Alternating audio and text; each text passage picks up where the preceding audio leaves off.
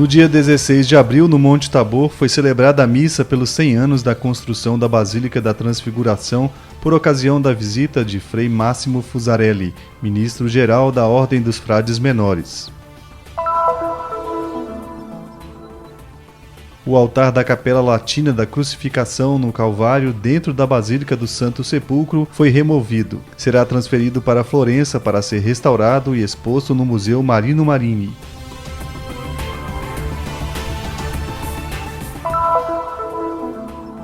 Neste segundo episódio, continuaremos a acompanhar os textos bíblicos e os sinais deixados pelos primeiros peregrinos, reconstituindo a vida da Basílica graças ao estudo arqueológico dos locais que são testemunhas da morte e ressurreição de Jesus.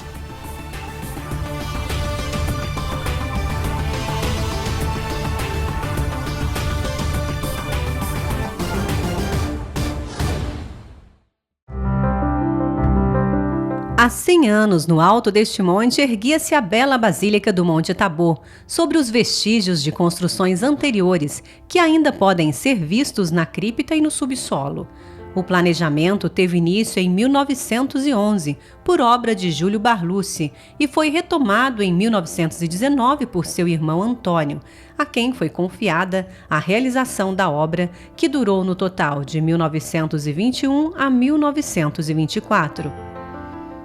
Barlucci optou por construir uma igreja que lembrasse o estilo românico sírio, situado entre os séculos IV e VII. Entre as suas características externas, destacam-se duas torres maciças na fachada, ligadas por um arco de estilo bizantino. No interior, a igreja é dividida por pilares em 3 naves, das quais a central termina com uma abside semicircular, caracterizada por um mosaico dourado, representando a Transfiguração. Cristo ao centro está colocado entre os profetas Moisés e Elias, com Pedro ao fundo, Tiago e João. O simbolismo de Barlucci continua expresso nos demais elementos construídos na Basílica. Na escadaria que desce até a cripta aberta, pode-se ver mosaicos que exploram o tema da transfiguração. Jesus viveu várias transfigurações ao longo de sua vida, desde o seu nascimento na terra, a instituição da Eucaristia, até o seu sacrifício na cruz e a sua ressurreição. Todos estes acontecimentos são, portanto, representados nas figuras escolhidas por Barlucci. Nas torres existem 2 capelas, uma dedicada ao profeta Elias e outra a Moisés. E para celebrar os 100 anos da Basílica da Transfiguração, subimos mais uma vez ao Monte Tabor. Juntamente conosco, Frei Máximo Fusarelli, ministro-geral da Ordem dos Frades Menores, que de 15 a 20 de abril visita a Terra Santa. A Santa Missa foi celebrada na cripta com a participação das comunidades franciscanas da região da Galileia. Um momento também para recordar, como sublinhou o ministro-geral na homilia, o vínculo de São Francisco com o elemento principal da Basílica, a luz. No seu caminho espiritual de conversão, o pobrezinho de Assis experimentou esta polaridade. A luz do Senhor penetrou nele, mas ele ainda sentia o peso das suas trevas, dos seus pecados, como o de estar voltado apenas para si mesmo. Mi è piaciuto qui richiamare queste parole, questa esperienza. Foi muito bom recordar a experiência de Francisco propriamente aqui nesta basílica, que é invadida pela luz, cujos 100 anos agora celebramos. E ao parar aqui em oração, tenho a experiência, especialmente com os jovens, de que chegando aqui como peregrinos, a pé, desde a planície e subindo, chega-se aqui com o cansaço, com o suor, mas também com todo o trabalho interior do peregrino que traz até aqui a sua vida e também sua escuridão. Uma escuridão que aqui é iluminada, porque nos encontramos imersos em uma realidade de luz, que é a realidade da santidade de Deus. Espero que todos que podem vir aqui ou acompanhar esta memória através das mídias sociais sintam dentro de si esta alternância de luz e escuridão e deixem-se alcançar pela luz que é o Evangelho de Jesus. E lasciarsi raggiungere dalla luce che è il Vangelo di Gesù. Após a Santa Missa, ao lado da Basílica, foi inaugurada uma exposição intitulada Lux Tenebra. Frei Ricardo, guardião do convento, sublinha como a comissão criada para o jubileu das 3 basílicas, Tabor, Getsemane e a Igreja de Jericó, quis retomar os momentos mais significativos da história franciscana nestes 3 lugares, cujas construções foram confiadas ao arquiteto Antônio Barlucci.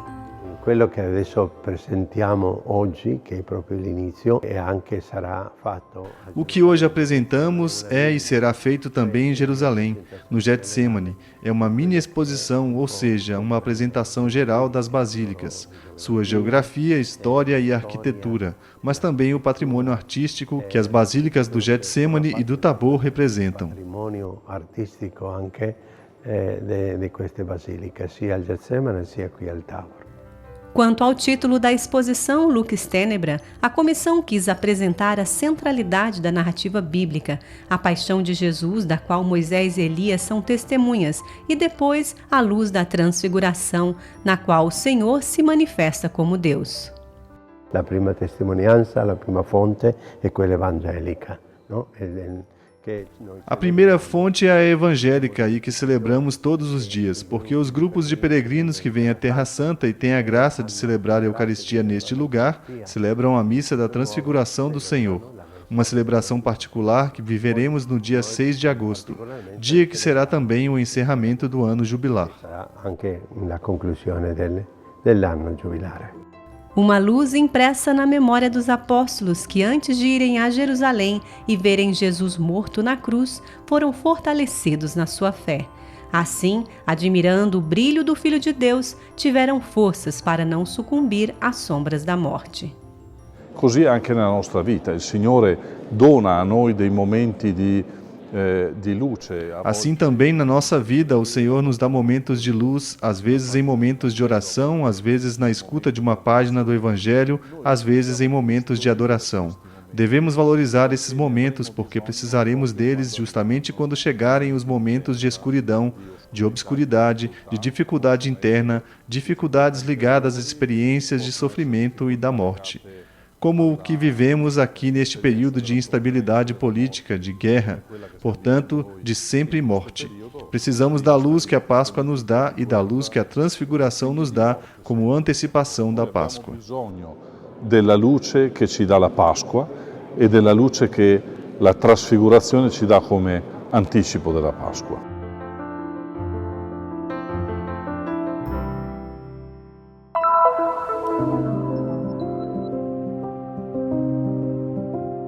Na segunda-feira, 8 de abril, o altar da Capela Latina da Crucificação, no Calvário, dentro da Basílica do Santo Sepulcro, foi removido para ser transferido para Florença. Lá será restaurado e exposto no Museu Marino Marini.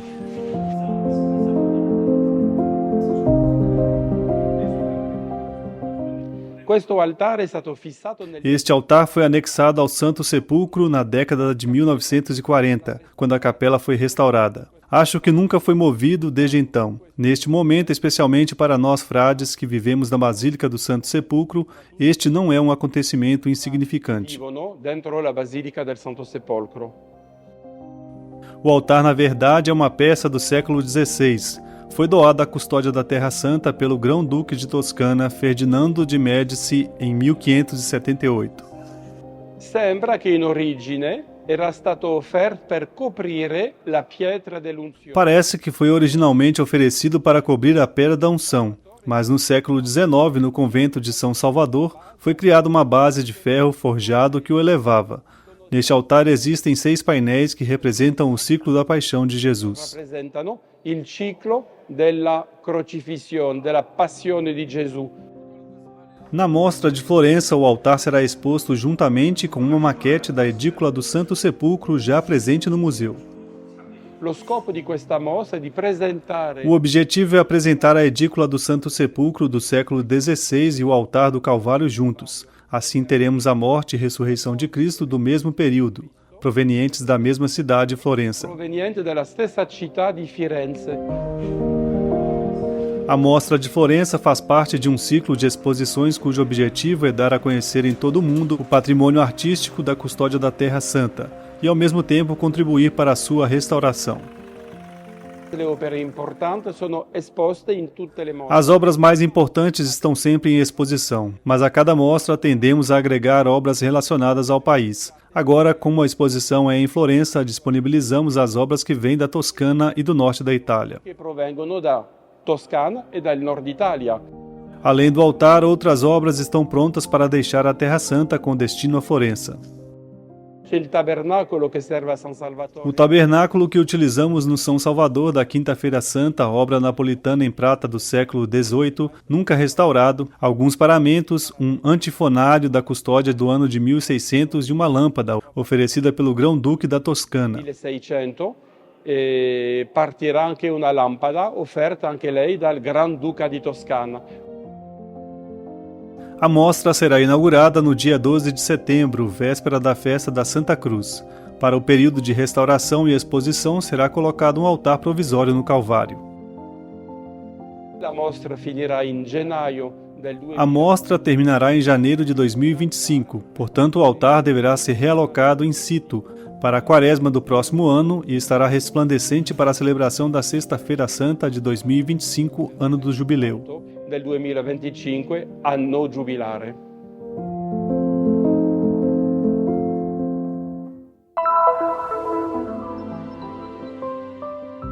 A Basílica do Santo Sepulcro é o lugar que preserva a memória pascal da morte e ressurreição de Jesus. Eventos que aqui se cumpriram e continuam atuais na liturgia e na memória dos cristãos que vivem neste lugar santo o mistério da redenção. A Basílica do Santo Sepulcro é uma construção antiga que remonta em parte à época das Cruzadas no século XII e em parte a tempos ainda mais antigos. A história da Basílica tem sido bem documentada ao longo dos séculos através de testemunhos e narrativas que nos ajudam a examiná-la e compreendê-la. Neste segundo episódio, continuaremos acompanhando os textos bíblicos, os sinais deixados pelos primeiros peregrinos, reconstituindo os acontecimentos graças ao estudo dos vestígios arqueológicos que testemunham a passagem dos séculos. E questo per noi è importantissimo perché aiuta anche Os testemunhos são importantíssimos para nós porque também ajudam os arqueólogos a compreender e a ler as descobertas arqueológicas. Portanto, ajudam-nos a compreender melhor as histórias dos peregrinos. Esta é uma relação de esclarecimento mútuo, contínuo, entre fontes antigas e documentação arqueológica. Tra le fonti antiche e la documentazione archeologica. Destruída e reconstruída diversas vezes, em 1927, a Basílica foi atingida por um fortíssimo terremoto que causou a destruição de Jerusalém. Em 1960 começaram as obras de restauração da Basílica, um trabalho documentado passo a passo durante 20 anos. As 3 comunidades presentes no Santo Sepulcro elegeram Frei Virgílio Corbo como arqueólogo para os trabalhos nas áreas comuns. Uma tarefa que o ocupou durante 17 anos, durante todo o dia até a noite. Foram 20 anos de exaustivos trabalhos arqueológicos e de restauração que levaram a um resultado importante. Na apresentação da série sobre o Santo Sepulcro, Padre Virgílio escreveu: "Terminamos nosso trabalho de pesquisa e estamos apresentando aos estudiosos. Esperamos apenas que seja lido com amor para com aqueles que deste monumento é figura triunfante." L'opera dello Studium Vivum Franciscanum.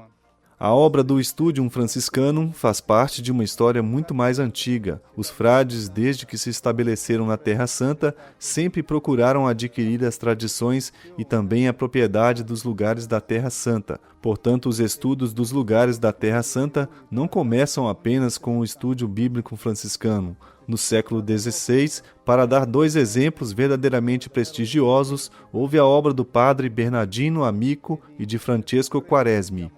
O Studium Biblicum Franciscanum deu uma contribuição notável ao conhecimento e estudo dos lugares santos, especialmente do ponto de vista científico. Com o estudo das fontes e as escavações realizadas, sem dúvida deu a conhecer muitos locais ao mundo. E ha fatto conoscere nel mondo senza dubbio tanti luoghi. Graças ao acordo entre os líderes das 3 comunidades responsáveis pela basílica, os franciscanos, greco-ortodoxos e armênios, na primavera de 2016, começaram os trabalhos de restauração da edícula do Santo Sepulcro. O grupo de intervenção criado pela Universidade de Atenas sob a direção da professora Antônia Moropoulo envolveu pelo menos 50 profissionais, entre professores e técnicos de diversas especializações.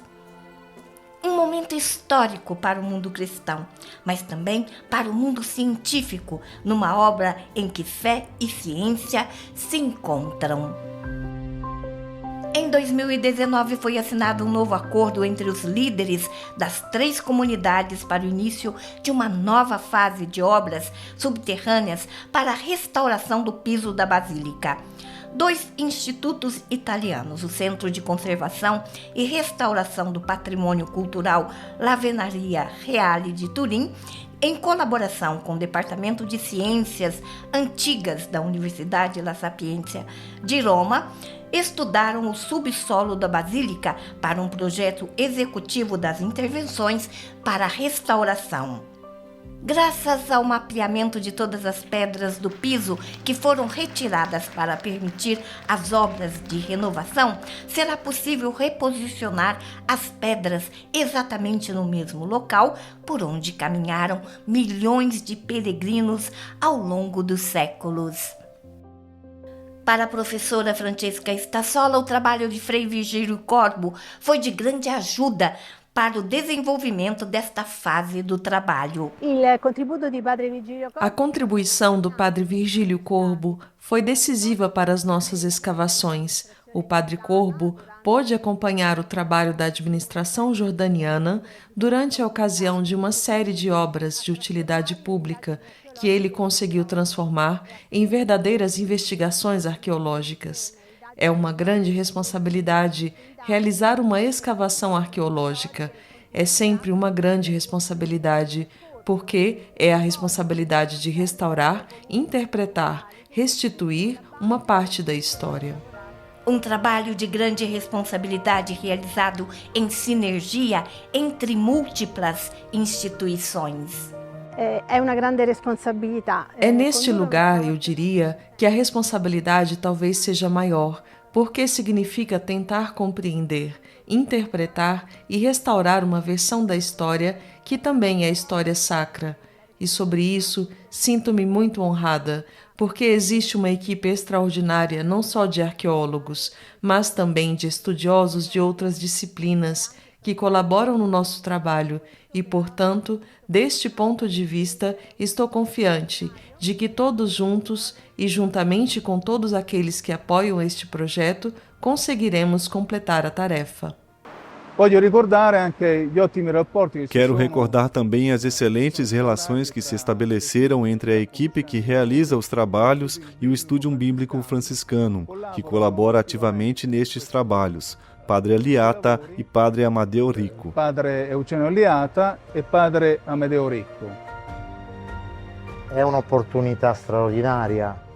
É uma oportunidade extraordinária para qualquer estudioso fazer parte desta equipe de arqueólogos, mas não só de arqueólogos, porque juntos estão historiadores, filólogos, uma grande equipe ao serviço da compreensão das fontes antigas e das descobertas arqueológicas. É uma grande oportunidade e todos temos consciência de que estamos realizando um trabalho que não é nosso, mas é de toda a humanidade e de toda a história da humanidade, porque este lugar é um lugar importante, centro da fé cristã, determinante para a história da humanidade. Ma è per tutta l'umanità e per tutta la storia dell'umanità. E no início deste ano abriu-se uma nova fase na Basílica após a conclusão das obras ao redor da edícula do Santo Sepulcro. E nas palavras da professora Stassola, será muito interessante nos próximos anos ver os estudos que serão publicados. Estudos que irão sintetizar o trabalho destes arqueólogos e restauradores que aqui trabalharam.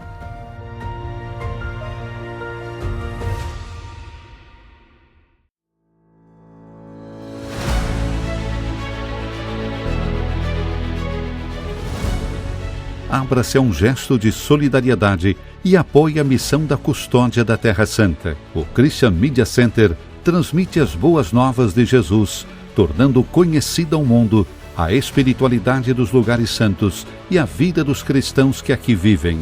Sua contribuição nos ajudará a levar o anúncio do Senhor ressuscitado cada vez mais a todas as pessoas de todas as línguas e nações. Para nos ajudar de forma concreta, leia o QR Code. Sua escolha fará diferença.